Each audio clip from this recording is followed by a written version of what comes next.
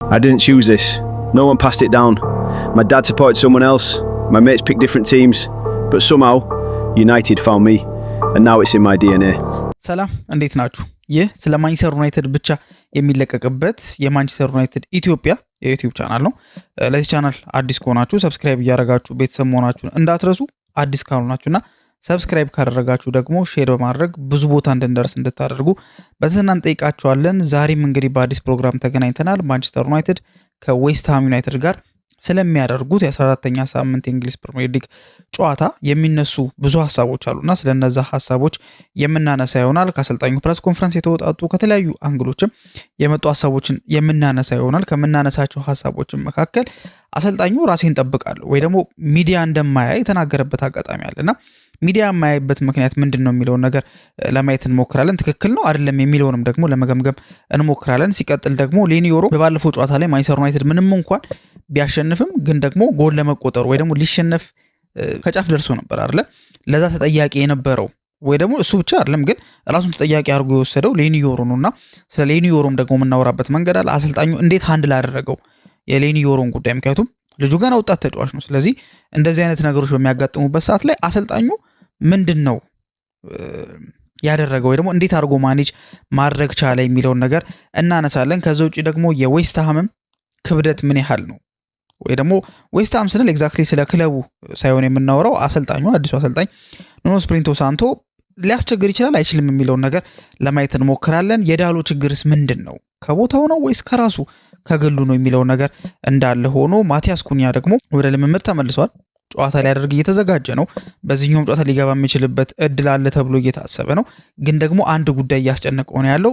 ያ ነገር ሊያስጨንቀው ይገባል ወይስ አይገባም የሚለውንም ነገር እንደዚሁ ለማየት እንሞክራለን። ማንቸስተር ዩናይትድ ከሌሎቹ ክለቦች ያገኘው አድቫንቴጅ አለ ወይ አድቫንቴጅ ነው ወይ ደግሞ ዲስአድቫንቴጅ ነው። ግን ምንድን ነው የሆነ ያገኘው ነገር አለ። እሱ እንደ አድቫንቴጅም እንደ ዲስአድቫንቴጅም መቆጠር አለመቆጠሩን ለማየት እንሞክራለን። በመጨረሻም የሊሳንድሮ ማርቲኔዝ ሊቻ ወደ ሜዳ መመለስ የባለፈውንም ጨዋታ ተቀይሮ ነበር አድርጎ የነበረው አይደለ? በፓላሱ ጨዋታ በተደረገው ጨዋታ እሱም ተቀይሮ ገብቶ ነበርና የእሱም ደግሞ መመለስ ለቡድኑ የሚሰጠው ጥቅም፣ ታክቲካዊ ጥቅም፣ ሳይኮሎጂካዊ ጥቅም፣ የፐርሰናሊቲ ጥቅም ምንድን ነው የሚለውን ነገር ለማየት እንሞክራለን። ከእናንተ የሚጠበቀው እስከ ፕሮግራማችን ፍጻሜ ድረስ አብራችሁን መቆየት ነው። ማንቸስተር ዩናይትድ እንግዲህ አንድ በጣም በትልቁ ተደናቅፎ ነበር አይደለ? በኤቨርተኑ ጨዋታ። ከዛ በኋላ ግን ክሪስታል ፓላስን ያሸነፈበት መንገድና ከክሪስታል ፓላስ ጋር የተጫወተበትን መንገድ በምንመለከትበት ሰዓት ላይ ማራኪ እግር ኳስን አይደለም የተጫወቱት። መጫወት ይጠበቅበታል ብዬም አላስብም። ምክንያቱም ዋናው ነገር የውጤት ጉዳይ ነው። በዛ ላይ ደግሞ በዛው ሳምንት ላይ አሁን በያዝነው ሳይሆን ባሳለፍነው ሳምንት የተደረገ ማንቸስተር ዩናይትድን የሚያስተች ፐርፎርማንስ ነበረ።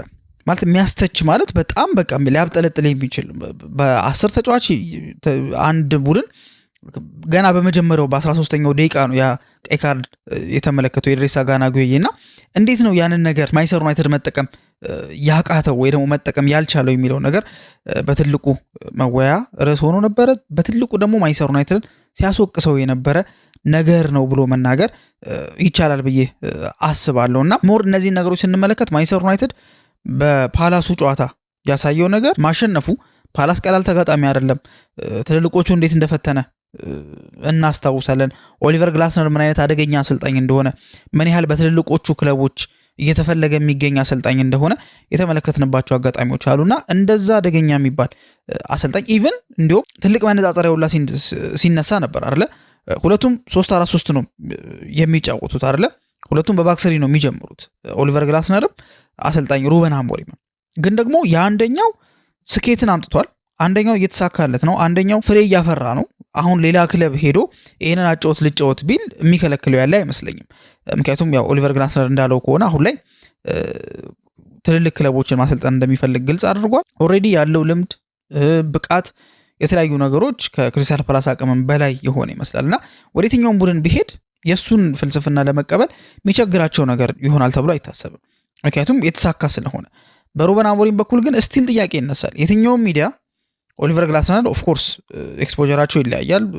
ምን ያህል የማንቸስተር ዩናይትድ አሰልጣኝ ምን ያህል ትኩረት ይኖረዋል እና የፓላሱ አሰልጣኝ ምን ያህል ትኩረት ይኖረዋል የሚለው ነገር በጣም የተለያየ እንደሆነ አንደርስታንድ አደርጋለሁ። እንዲሁም ባሳለፍነው ሳምንት በአንድ ቃለ መጠይቅ ላይ ኦሊ ጉናር ሶልሻየር የቀድሞ የማንቸስተር ዩናይትድ ተጫዋችም አሰልጣኝም የነበረው ኖርዌያዊ አጥቂ አንድ ነገር ተናግሮ ነበር አይደል? ምናልባት ሰምታችሁም ከነበረ ከኤቨርተን ጋር በነበረው ጨዋታ ላይ ካርሎ አንቸሎቲ ያኔ የኤቨርተን አሰልጣኝ በነበረበት ሰዓት ላይ ማለት ነው ታስታውሱ እንደሆነ እነ ጄምስ ሮድሪጌስ የነበሩበት እነ አለን በ6 ቁጥር ቦታ ላይ ዶሚኒክ ካልቨርት ሉዊን በቃ የሚገርም ብቃቱን ያሳየበት ያስመለከተበት ሲዝን ነበርና በዛ ሲዝን ላይ ካርሎ አንቸሎቲ ካርሊቶ ከኦሊ ጉናር ሶልሻየር ጎን ቆሞ ነበረ እና ልክ በአንድ አጋጣሚ ካርሎ አንቸሎቲ ወደ ኦሊ ጉናር ሶልሻየር ቴክኒካል ኤሪያ አካባቢ ይገባል። ሶ ያንን በሚያይበት ሰዓት ላይ ዳኛው በቀልድ መልክ ካርሊቶ ተመለስ፣ ወደ ራስ ቴክኒካል ኤሪያ ተመለስ፣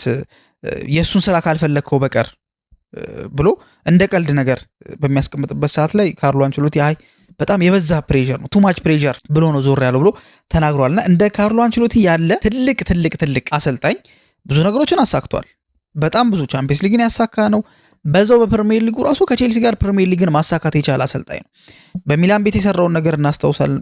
በአጠቃላይ በጣሊያን እግር ኳስ ያስመለከተን ነገር በጣም የሚያስደንቅ ነውና ለማድሪድም ደግሞ ሌጀንድ ከሚባሉ አሰልጣኞች መካከል ደግሞ በጣም ስኬታማ ከሚባሉ አሰልጣኞች መካከል የሚመደብ ነውና በዚህ ደረጃ ያለ አሰልጣኝ እንኳን የማንቸስተር ዩናይትድ ስራ ጫና እንደሚበዛበት ቱማች ፕሬዠር እንደሆነ ያምናል ማለት ነው።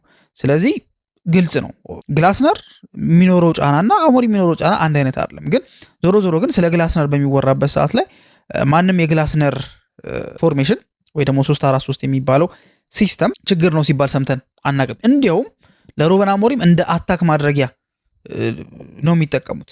ለምሳሌ 3-4-3 ነው ከተባለ አይ 3-4-3 ፕሪሚየር ሊግ ላይ አይሰራም ከተባለ አንደኛ አንቶኒዮ ኮንቴ ዋንጫ በልቶበታል በነ አሎንሶ እና ቪክተር ሞስስ የዊንግ ባክነት ሚና በልቷል፣ ዋንጫውን በልቷል፣ ፕሪሚየር ሊግን በልቷል። ይሄ እንደ ትልቅ ኤግዛምፕል ይነሳል። ግን ደግሞ ያ የቆየ ሊሆን ይችላል አይደለ? አመታት አልፈዋል። አሁን ግን ቅርብ ጊዜ ግን በዚህ ሲዝን ላይ ያሳለፍነው አመታት ላይ ኦሊቨር ግላስነር የተባለው አሰልጣኝ በባክስሪ ሰክሲድ እያደረገ ነው የሚገኘው። ስለዚህ እንዲሁም ሩበን አሞሪምን ለማሳጣት ነው ይሄን ነገር የሚጠቀሙት እንጂ ሞር ጫና እንዲሁም ግላስነር ላይ ሲኖር አንመለከትም። እና የተሳካለት ነው። በአሞሪም በኩል ግን ጥያቄዎች ይነሳሉና እንዴት ተሳካለት እየተባለ ራሱ ምርመራ ተጀምሮ ነበረ። ለምን ተሳካለት? ላይክ ኦሊቨር ግላስነር ለምን ተሳካለት፣ አሞሪም ለምን እየከበደው ያለው የሚለውን ነገር እየተነሳ የማቴታ ቦታ 6 ቁጥር ቦታ ላይ እንደ አደም ዋርተን አይነት ተጫዋች መኖሩ እንደነ ሚሼል እና ሙኖዝ አይነት ዊንግ ባኮችን የማግኘቱ ጉዳይ ከሩበን አሞሪም ያጣውን ነገር አግኝቷል ተብሎ ወይ ደግሞ ሩበን አሞሪም የሌለው ነገር ኦሊቨር ግላስነር አለው እንዲባል ያስቻለ ነገር ሆኖ አልፏል። ዞሮ ግን ለቡድኑ ግን በተወሰነ መልኩ መረጋጋትን የሚፈጥር ምክንያቱም ማንቸስተር ዩናይትድ እንዲሁም አሁን ነው አይደለ ሚድዊክ ላይ ጨዋታ የሚያደርገው እንጂ በሳምንት አንድ ጨዋታ ብቻ ነበር ያደርግ የነበረውና ያቺ ጨዋታ ቡድኑ ከተሸነፈ ያ ሳምንት እስኪቦላ ድረስ ስለ ዩናይትድ መጥፎ ነገር ምክንያቱም የሚያስተካክልበት እድል የለውም። በመሃል ቻምፒየንስ ሊግ ቢኖረው ምናምን ነገር ኦፍ ኮርስ ያስተካክለው ነበር፣ ግን የሚያስተካክልበት ሁላ እድል የለውም ነበር። ሶ ያንን እንግዲህ እድል የለውም ብያቸዋለሁ። በፓላሱ ጨዋታ ላይ ነገሮችን ለማርገብ ተሞክሯል እና በልበ ሙሉነት በዚህ ጨዋታ ላይ ይገባሉ ወይ ደግሞ እንዲገቡ ምክንያት ይሆናቸዋል ተብሎ ይታሰባል ማለት ነው። ከዛ ውጪ ሩበን አሞሪም ራሱን ፕሮቴክት እንደሚያደርግ ወይ ደግሞ በአጭሩ ሚዲያ እንደማይከታተል በግልጽ ተናግሮ ነበር። እንደ ምክንያትነት የሚያቀርበው ነገር ምንድነው? ቅድም ብያቸዋለሁ። ዩናይትድ ላይ ያሉት ጫናዎች ቀላል አይደሉም። የትኛውም ቡድን በማንቸስተር ዩናይትድ ደረጃ በውጤት አሽቆልቁሎ በውጤት በጣም ታች ላይ ሆኖ ስቲል የሚዲያ ኤክስፖዠር ሁሌ ሚዲያ ስካይ ስፖርት ሊሆን ይችላል፣ ቢቢሲ ሊሆን ይችላል፣ ሁሉም እነዚህ ደግሞ አውትሌቶች ደግሞ ይኖራሉ። ዌብሳይት ላይ ደግሞ እነዚህ አትሌቲክ ሊሆኑ ይችላሉ፣ እነ ጎል.ኮም ሊሆኑ ይችላሉ፣ እነ ዴሊ ቴሌግራም ሁሉንም ብታነሱ ስለ ማንቸስተር ዩናይትድ የሆነ አምድ ሳይጽፉ የሚያልፉበት ጊዜ በጣም ትንሽ ነው የሚሆነው። ይሄኛውም እንግዲህ እንደ ምክንያትነት የሚጠቀሰው ማንቸስተር ዩናይትድ ቤት ምን ያህል ትኩረት እንዳለ የሚያሳውቅ ነውና ራሱን ፕሮቴክት የሚያደርገው ሚዲያዎችንም የማያየው ሚዲያው ሁሉ ስለ ማንቸስተር ዩናይትድ ነው የሚያወራው፣ በተለይ ደግሞ መጥፎ ነገሮች እና ምን ብሎ ነው የተናገረው?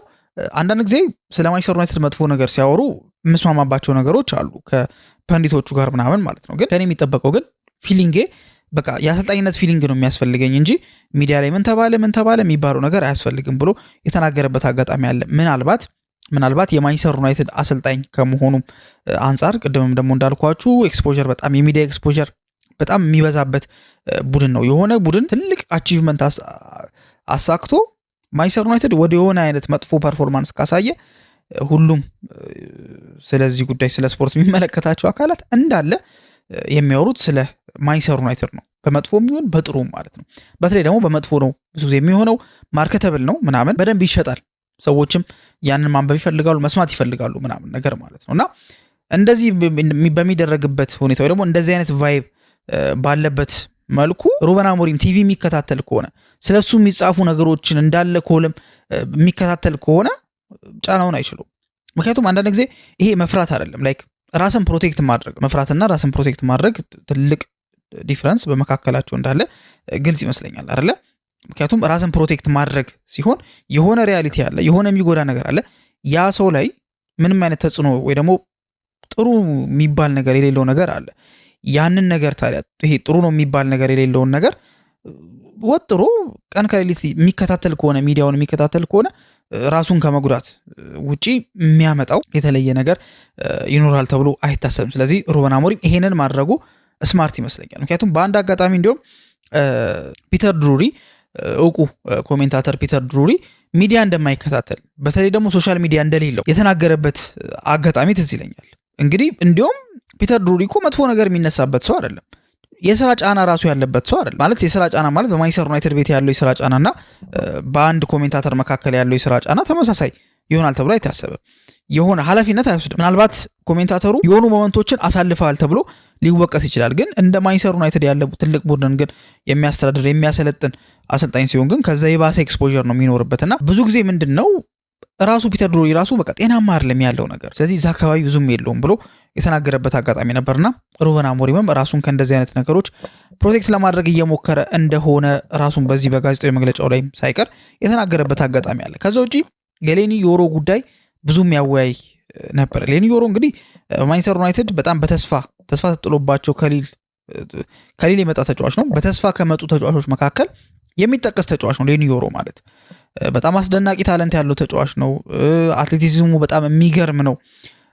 ወጣት ነው፣ ገና ብዙ ነገር ለርን ማድረግ ይችላል። በተወሰነ መልኩ ኤክስፔሪየንስ አለው። ቋሚ ተሰላፊ ሆኖ የተጫወተ ተጫዋች ነው። ብዙ ብቻ ጥሩ ነገሮች ያሉ ተጫዋች ነው እና ለማንቸስተር ዩናይትድም ደግሞ ደጋግሞ ክላሱን ሲያሳይ የነበረ ተጫዋች ነው። ደግሞ ደጋግሞ ለምን ቦታው እንደሚገባው ለምን እዛ ቦታ ላይ እየተጫወተ እንዳለ ደግሞ ደጋግሞ እያሳየ የሚገኝ ተጫዋች እንደሆነ ግልጽ ነው። ግን ደግሞ እንዳለመታደለው ነው። ግን በአንድ አጋጣሚ በተለይ በፓላሱ ጨዋታ ላይ ግን ያልተገባ ፋውል ሲባል ሆን ብሎ ወይ ደግሞ አውቆት እንዳልሆነ ግልጽ ነው አይደለ? ወደ ላይ እየተከተለ ነበረ፣ አንሸራተተው፣ ከዛ በኋላ ሲወድቅበት ያው ፔናልቲ ነው፣ ቦክስ ውስጥ የተሰራ ጥፋት ነውና ፔናልቲ ሊባል ችሏል እንጂ እንደዚህ ሬክለስ ሆኖ ወይ ደግሞ ኬርለስ ሆኖ ምናምን ነገር ግን እንዳልሆነ በዚህ አጋጣሚ መረዳት የምንችለው ጉዳይ ነው ብዬ ነው የማስበው። ግን ይሄ ተጫዋች ታዲያ ራሱን በጣም እየወቀሰ ነበረ። በዚህ አጋጣሚ በጣም በራሱ ደስተኛ አልነበረም። ተቀይሮ ሲወጣም ያሳየው ሪያክሽን ወይ ደግሞ ፋሻል ኤክስፕሬሽኑ በጣም ጥሩ አልነበረም። ከዛ በኋላ ደግሞ ተጠባባቂ ወንበር ላይ ደግሞ ሲቀመጥ ደግሞ የነበረው ነገር እንደዛው ብቻ በአጠቃላይ ጠቅለል ስናደርገው መጥፎ ስሜት ይሰማው ነበርና ይሄ ነገር ጨዋታው ካለቅም በኋላ እየተከተለው እንደነበረ ተመልክተናል። እንዲሁም ሜሰን ማውንት ነበረ ተጠግቶት ቀርቦ ሲያጽናናው ነበር የሱ ጥፋት እንዳልሆነ ወይ ደግሞ ሙሉ በሙሉ ብቻውን ኃላፊነት መሸከም እንደሌለበት አይነት ነገሮችን እያለ ሲያጽናናው ነበር። ከምንም በላይ ግን ሩበን አሞሪም ያደረገው ነገር በሌኒ ዮሮ ላይ ያደረገው ነገር ትንሽ አስደናቂ ሆኖ አግኝቼዋለሁ። ያም ነገር ምንድን ነው? ሌኒ ዮሮ ደግሞ ደጋግሞ አይምሮ ላይ መጨረሻ የሚቀረው ብዙ ጊዜ ይታወቃል አይደል? ትልቅ ነጭ ወረቀት ላይ የሆነች ነጥብ ከተገኘች ፎከሳችን የሚሆነው ያቺ ነጥቧ ላይ ራሱ ሌኒ ዮሮም ጥሩ ሲንቀሳቀስ ነበረ፣ ጥሩ ፐርፎርም ሲያደርግ ነበረ። መጨረሻ ላይ ግን ያሳያት ያቺ ፐርፎርማንስ ግን መጥፎ ስለሆነች ያቺ አጋጣሚ ለዛው ማንቸስተር ዩናይትድ ስቴትመንት የሆነ ዊን ማሳየት ነበረበት። በኤቨርተኑ ጨዋታ ተዋርዷል። ስለዚህ በዚህ ይሄ ደግሞ ቀላል ጨዋታ አይደለም። በሰልኸርስት ፓርክ የሚደረግ በጣም በአስቸጋሪው እና በአደገኛው የግላስነር ቡድን ከፓላስ ጋር የሚደረግ ጨዋታ ነበርና ጥሩ ይዘውት ነበረ። ዩናይትዶች ጥሩ ለመጫወት ሲሞክሩ ነበረ፣ ግን በእንደዚህ አይነት ስህተት ግን ዋጋ ሊከፍሉ ችለው ነበርና ያም በጣም አስደብሮት ነበር። ግን ሩበን አሞሪም ያደረገው ምንድነው? ከጨዋታ በኋላ ጠርቶ አናገረው። ከዛ በኋላ ጥሩ ያደረገባቸውን ወይ ደግሞ የእሱ ጥሩ ፐርፎርማንስ ፉቴጆችን እያሳየው ነበር። እነዛም ፉቴጆች እንግዲህ ሌኒ ዮሮ ምን ያህል ጥሩ ተጫዋች እንደሆነ ለማንቸስተር ዩናይትድ እስካሁን በነበረባቸው ጊዜያቶች ላይ ጥሩ ነገሮችን ሲያሳይ እንደነበረ ለማስታወስ ያክል የሚረዳ ነውና ኦብቪየስሊ ይሄ ነገር ሊሰራ የሚችልበት ትልቅ እድል አለ ብዬ ነው የማስበው። ምክንያቱም ለመጨረሻ ጊዜ አይምሮ ውስጥ ያለው ኢሜጅ ያንን ኳስ ሲሳሳት ነበረ። ግን አሁን ላይ ግን አይምሮ ውስጥ ግን እነዚህ ጥሩ ነገሮች አሰልጣኙም ደግሞ በሱ እንደሚያምን ምን አይነት አስደናቂ ነገሮችን እንዳደረገና ለዛም ደግሞ ሪኮግኒሽን መሰጠት እንዳለበትና ልክ ሎ በሚሆንበት ሰዓት ላይ ወይ ደግሞ በመጥፎ ሰዓቱ ላይ ብቅ ብሎ እንግዲህ ማጽናናት እንዳለበት ማስታወስ እንዳለበት የተረዳበትን አጋጣሚን የተመለከተውና ለሌኒዮሮ ትልቅ የኮንፊደንስ ቡስት ነው ሊሆንለት የሚችለውና ሩበን አሞሪም ያደረገው ነገር በጣም አስደናቂ ነው። ተጫዋቹን ማኔጅ ያደረገበት መንገድና እንደዚህ አይነት ሞመንቶች ወጣት ተጫዋቾችን ብዙ ጊዜ ክራሽ ሊያደርጉ ይችላሉ። ቱ ማች ፕሬሸር ራሳቸው ላይ በማሳደር ማለት ነው። ልምድ ያለው ተጫዋች ከሆነ ጥሩ ቀናቶች ፊት ለፊት እንዳሉ በልምዱ ስለሚያውቅ ብዙ ላይ ይጨነቅ ወይ ደግሞ ብዙ ላይ ይረበች ይችላል። ግን እነዚህ ግን አዳዲሶቹ ግን በተለይ ወጣቶቹ ብዙ ሊከፋቸው ስለሚችል እንደዚህ አይነት ነገሮች ከአሰልጣኞች መገኘታቸው ለማንቸስተር ዩናይትድ ጥሩ ነገር ነው ብዬ አስባለሁ። ከዛ ውጪ ዌስትሃም ዩናይትድስ እንዴት ነው?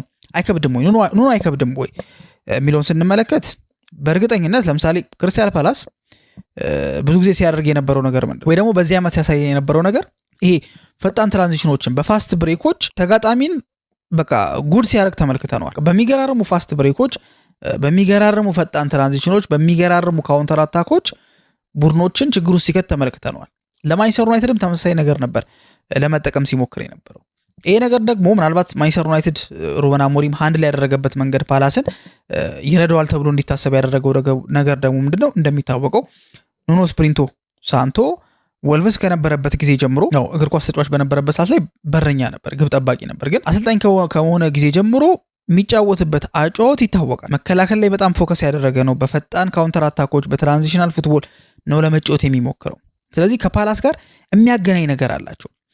አሁን ላይ ምን ይሆናል? ማንቸስተር ዩናይትድ በሜዳውም ነው የሚያደርገው፣ በኦልድ ትራፎርድ የሚደረግ ጨዋታም ስለሆነ ዌስትሃሞች ማፈግፈጋቸው የሚቀር አይመስለኝ። ስለዚህ ክሬት ማድረግ መቻል አለበት። በእንደዚህ አይነት ሲቹዌሽን ላይ እንግዲህ አሁን ላይ በማንቸስተር ዩናይትድ ቤት ቤንጃሚን ሼሽኮ የለም። ቤንጃሚን ሼሽኮ አለመኖሩ ብቻ አይደለም ደግሞ ሌላ ደግሞ ይሄ የቆመ ኳስ ወይ ደግሞ የአየር ላይ ኳስ ለማንቸስተር ዩናይትድ ትልቅ ጥቅም ሲሰጥ የነበረው ሃሪ ማጓየርን በዚህ ጨዋታ ላይ አይኖርም። ግን እነዚህ ተጫዋቾች ቢኖሩ ግን አዋጩ ነገር ምንድነው? ብዙ ጊዜ የሚከላከል ቡድን ጋር አንድ ቡድን በሚጋጠም ሰዓት ላይ የሚመከሩ ነገሮች አሉ። ወይ ደግሞ ጎል ለማግኘት መካሄድ ያለባቸው ርቀቶች ወይ ደግሞ መጓዝ ያለበት መንገዶች አሉ ተብሎ ይታሰባል። የመጀመሪያው ነገር ምንድነው? ድሪብል ማድረግ የሚችሉ የክንፍ ተጫዋቾችን በማስገባት አንድም ሁለትም ተጫዋች እንዲቀንሱ በማድረግ ላይ ሲቀንሱ ሁሉ ነገር ይከፋፈታል ማለት አይደለም። ግን አትሊስት እዛ ጋር አንዱ ተጫዋች ቢሸወድ ሌላኛው ተጫዋች ያ የተሸወደውን ተጫዋች ቦታ ከቨር ለማድረግ ሲመጣ ያ ከቨር ላይ ያደረገ የመጣው ተጫዋች ደግሞ ሌላ ከቨር እንዲያደርግለት እያደረገ ወደዚህ እንዲሰበሰቡ ወይ ደግሞ ወደ ድሪብለሩ እንዲሰበሰቡ ያደርጋል። በዛ ሰዓት ደግሞ 10 ቁጥሮቹ 9 ቁጥሮቹ ሊሆኑ ይችላሉ። መሀል ለመሀል ጎል ሊያገኙ የሚችሉበት እድል አለ ተብሎ ይታሰባልና በእንደዚህ አይነት መልኩ ጎል ማግኘት ይቻላል። ከዛ ውጭ ከሩቅ በሚመቱ ኳሶች፣ ከሴት ፒሶች እንደዚህ አይነት ጎሎች ሊገኙ ይችላሉና ሴት ፒስ ስል ምናልባት ቤንጃሚን ሼሽኮ በተለይ ደግሞ ሃሪ ማጓየር ቢኖር ኖሮ የማንቸስተር ዩናይትድ የሴት ፒስ አስፈሪነት ሊጠነክር ይችላል። የዌስትሃም ትልቁ ችግር በዚህ ዓመት ደግሞ የሴት ፒስ ጉዳይ ነውና ምናልባት ይሄንን መጠቀም የሚችሉ ከሆነ በቁመታቸውም ዘለግ ያሉ ተጫዋቾች ስላሉ መጠቀም የሚችሉ ከሆነ ለማንቸስተር ዩናይትድ ትልቅ እድል ነው ብዬ አስባለሁ። የዳሎ ጉዳይ ደግሞ ይነሳል። ዳሎ ችግሩ ከቦታው ነው ወይስ ከራሱ ነው የሚል ሀሳቦች ደግሞ እየተነሱ ይገኛሉ። ምክንያቱም ዲያጎ ዳሎ በእርግጥ ከዚህ በፊት ፖርቹጋል በነበረበት ሰዓት ላይ በግራ ፉልባክ ቦታ ላይ ሲጫወት ተመልክተነዋል።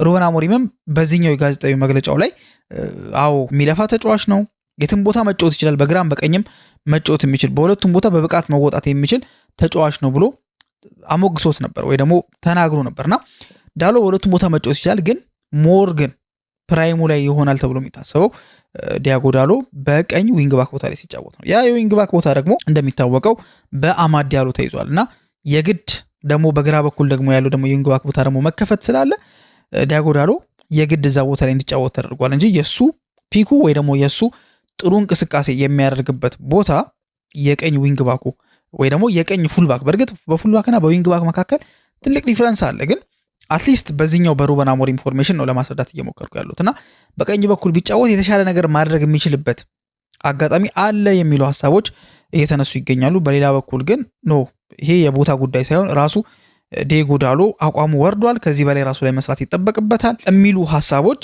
እየተነሱ ይገኛሉ። እናንተስ ከየትኛው ወገን ናችሁ የሚለውን ነገር በኮሜንት ሴክሽን ላይ ታስቀምጡልን፣ ደግሞ እንጠይቃችኋለን። ከዛ ውጪ ማቲያስ ኩኒያ ራሱን በጣም እያስጨነቀ እንደሆነ ሩበን አሞሪም በጋዜጣዊ መግለጫው ላይ ተናግሮ ነበር።